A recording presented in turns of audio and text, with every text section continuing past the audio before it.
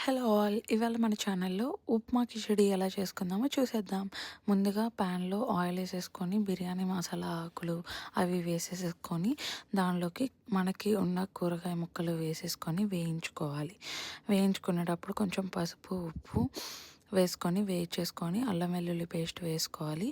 అది బాగా పట్టినాక తర్వాత ఏవైతే పప్పు వేద్దాం అనుకుంటున్నామో పెసరపప్పు, కందిపప్పు ఒక కప్పు కడిగేసుకొని బాగా వేయించాలి. వేయించుకున్నాక ఉప్మా రవ్వ అంటే గోధుమ రవ్వ తీసుకున్నాను. గోధుమ రవ్వ తీసుకోవచ్చు, కీన్వా తీసుకోవచ్చు, అట్లా ఏదైనా మన చాయిస్. తీసేసుకొని ఒక కప్ వేసుకోవాలి. కప్‌కి 2 కప్స్ వాటర్ చొప్పున కుక్కర్‌లో పోసేసి మూత పెట్టేసి ఒక 5-6 విజిల్స్ రానీయడం. అంతే. ప్లేట్‌లోకి సర్వ్ చేసుకొని కొంచెం ఘీ ఏసుకొని తిన్నామంటే సూపర్ టేస్ట్ వస్తది. పిల్లలు కూడా లొట్టలేసుకుంటూ తినేస్తారు. Please subscribe to CSK vlogs. Like, share, comment. See you tomorrow.